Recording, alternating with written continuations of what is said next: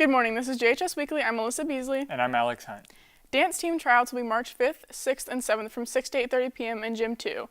Please see Ms. Towdy in room G106 to pick up the paperwork. Skills USA recently had a school competition. Here's Aurel Cepeda with more. Franklin Tech has its own competition with real-world problems for students. Today we're doing our district Skills USA competitions for the skills sets. So there are 4 different categories. Skills is the hands-on portion, the performance test.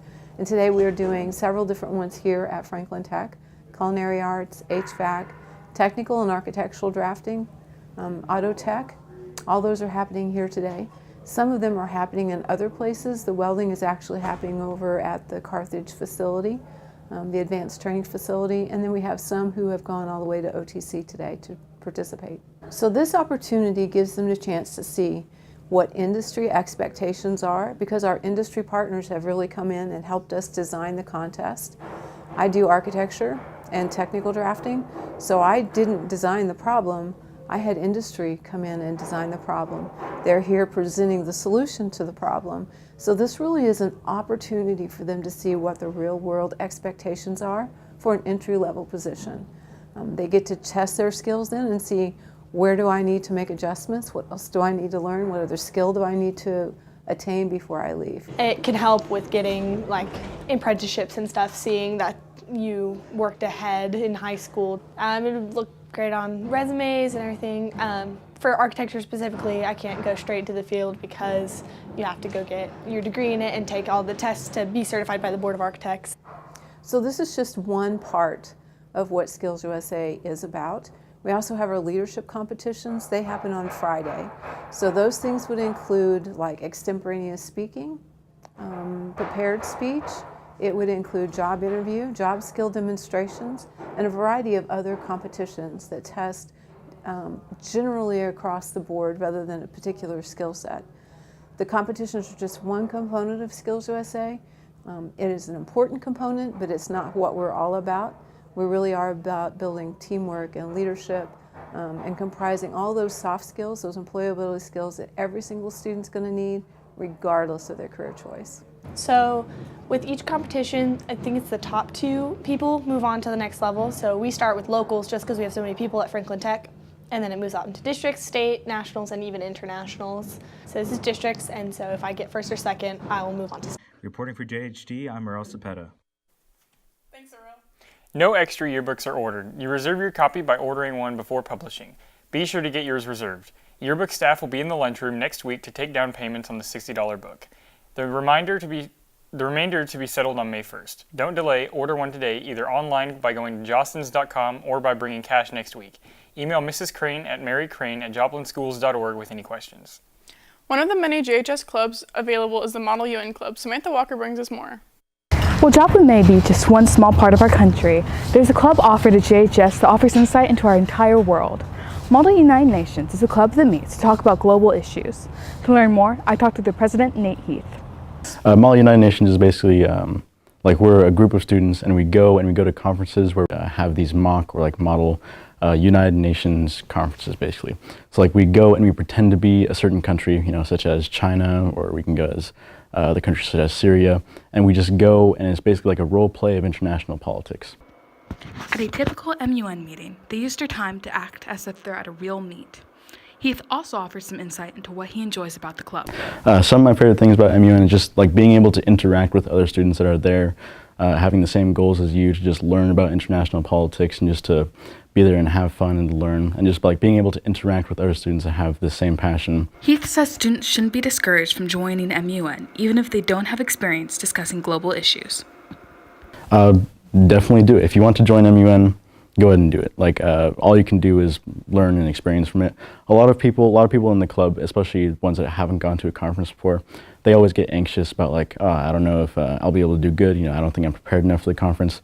Really, just go to the conference. At my first conference, I had no idea what I was doing, but you only get that experience by going to it. And once you go into a conference and get the feel for it, you have fun and you learn it, and that's what they're there to do, is have fun and learn. If you're interested in going to an MUN meeting, their meetings are Monday nights in Mr. Carey's room, H Hall. Reporting for JHD, I'm Samantha Walker. Thanks, Sam. Dropping out is never something you should set as a goal. Zoe Baker tells us why. There's always stories about people dropping out. But what are the downsides to dropping out? I talked to Mr. Boyd to figure out why dropping out is such a bad thing. We try our hardest to get kids who have made that choice to drop out to drop back in. We try to get them back in, and we have some options in our Flex program as well as Missouri Options program that offer opportunities for kids that have chosen to not complete the standardized course requirements here at Joplin High School. Mr. Boyd says that kids drop out because there are issues that tend to intertwine with school. It makes it difficult for some kids to come to school. Kids might drop out because of some things besides of school. Maybe drugs, alcohol, or even something going on at home. Without this diploma, you're going to make minimum wage or less than minimum wage for the rest of your life. According to Mr. Boyd, kids who drop out might find it very hard to be successful in life. What makes it difficult would be getting a higher education. Some kids need to obtain a high set that is a GED. Joplin encourages kids not to drop out. We have an alternative program so they don't drop out, like Flex Missouri Options. We do everything we can to get them the resources that it takes to make them successful and stay in school. Dropping out is going to be a very bad thing on your life and a very tough thing. So stay in school. And reporting for JHD, I'm Zoe Baker. Thanks, Zoe. Here's Alyssa Beasley with another JHD Spotlight. Broadcasting is one of the least known classes at JHS. I spoke with Samantha Walker about her experience with the class. Broadcasting is essentially a weekly student news show. We put it all together. It's all student run. It is student directed. We have a student assignment editor. We have students who go out and interview and conduct their own stories and get their own footage. And then we're also the people who stream all the basketball games and all the football games that are at home that we do. So if you see any of those on Facebook or YouTube, most likely it is us that do it. And that's such a great experience. I originally didn't necessarily plan on joining broadcasting. I did TV productions because I knew I wanted to go into journalism. And I heard TV productions was a great class to get some basic skills. And then after first semester, I was actually asked to join broadcasting my second semester to get some training early, so that way the next year I would be prepared for the class. And so that's actually how I joined. I didn't necessarily think I would, but it ended up being a great choice for me. I am currently a reporter for broadcasting.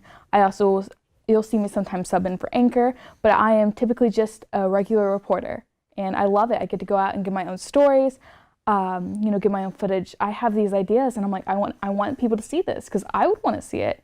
And so I get to go do that, and I've gotten to do some really great stories. I got to cover, local hauntings. I got to go on a real-life ghost hunting, and I got to be like, yeah, this is for my class, which it's so cool that you get to do some things like that for a class, and that's just what broadcasting is like. Outside of broadcasting, I am currently copy editor for our student publication Spyglass. I do a lot of dual credit classes. I am in National Honor Society, National English Honor Society, and I'm also the co-founder of the Gay Straight Alliance.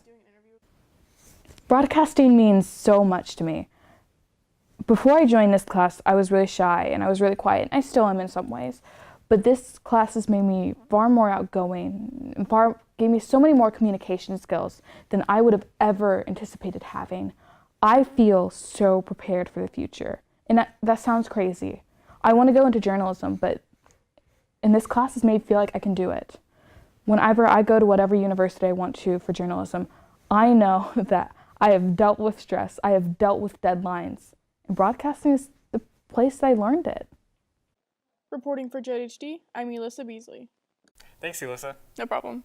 This has been JHS Weekly. Have a great week.